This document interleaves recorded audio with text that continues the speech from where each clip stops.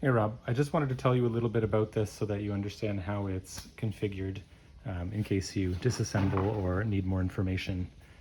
So maybe just archive this video. So the camera that's in here is the run cam.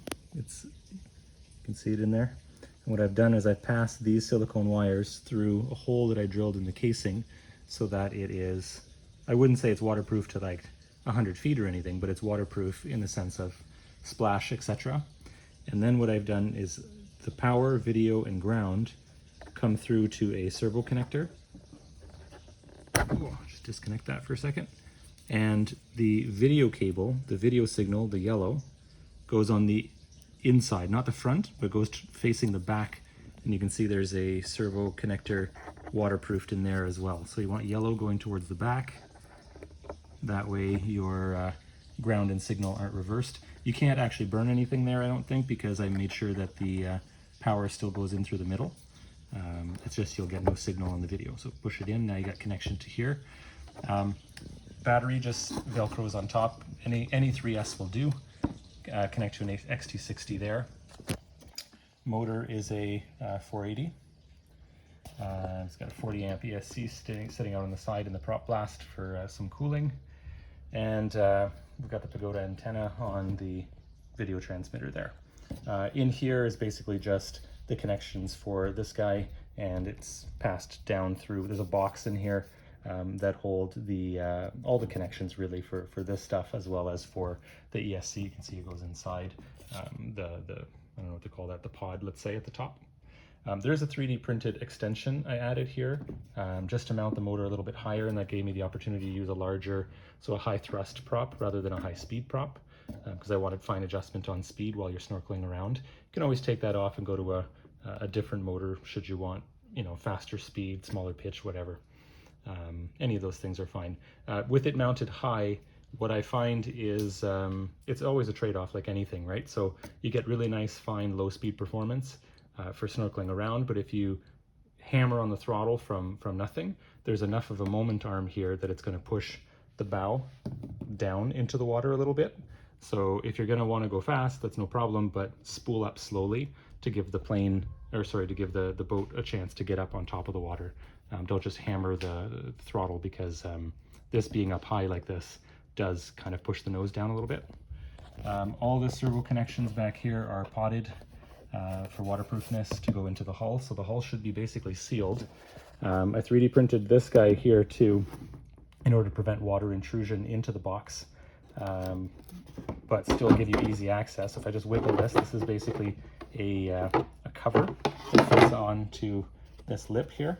There are some bolt holes, but I never found it necessary, in fact, to do that. You can always put a little silicone around here too if you want. I never found a need. It's not like you're planting this through giant waves or anything. So if I just move this aside. Oops. So in here, we've got some more 3D printed parts, but basically an elastic, I don't know if you can see that, but tensioning system to hold the M20 camera down. It's like a little kind of holder that I made for it so that it's nice and secure, it doesn't move around. The camera doesn't have a battery in it because it's powered through the USB port. That way when you turn the LiPo on, everything turns on. You don't have to mess around with two different batteries. But what that does mean is that when it powers on, you just have to hit the power button here to get this to output FPV as well as start recording. There's two buttons on the top of the camera there. One's power, one's record. You can also change the settings in there or pull it out entirely, because I have the charger and two batteries for it as well that I'll put in the box when I ship it to you. So you can pull this out if you want and use it as a regular action camera should you decide to. And I also think I have the waterproof case for that. So I'll see if I can find that for you. I'm pretty sure I still have that somewhere. The M20 here is connected to a servo lead, okay, that goes into the receiver over there. See this guy here. So when you plug in your own receiver, you're going to want to make sure that you're providing power to the camera via USB using this one. These two leads here, the yellow ones, these are the ones that are in fact the output for the M20. And those are, I know it's hard to see, if I can show it to you, there we go. It's going into the input of the FPV 3-channel switch, like video switch. Okay, so that guy just ground and video go there. Finally, on the back side of that as well, there's another video signal. I don't know if I can get to that exactly, but basically this bundle here. And this bundle is pushing out, it's powering the run cam. Okay, this guy, these colored wires here are coming in here. You can see this is the same wires. And so they're just coming in basically such that they come out on this servo lead here. And I can't remember how that goes actually. Why is that going back there? Oh, right, because this is actually the output. Sorry, I got that wrong. This is the output from the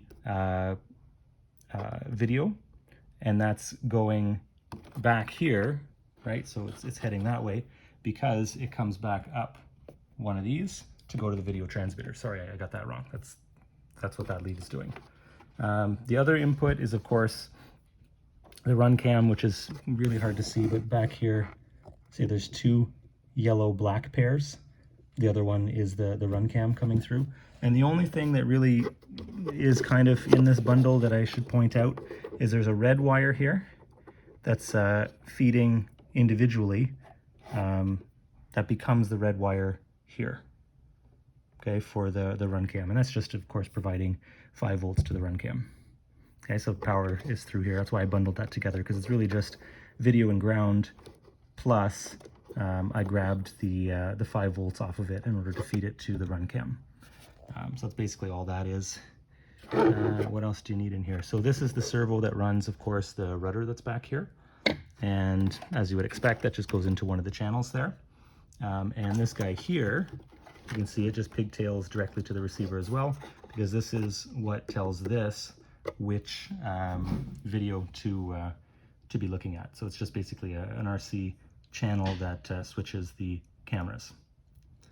Beyond that, I think that's essentially all. Of course, you have 2 control channels, right? You'll have rudder and throttle. Those are the only controls on the boat. The other is just powering the run cam, powering the M20, and the 4th connection you see there is for the channel switcher. And other than that, that's basically it.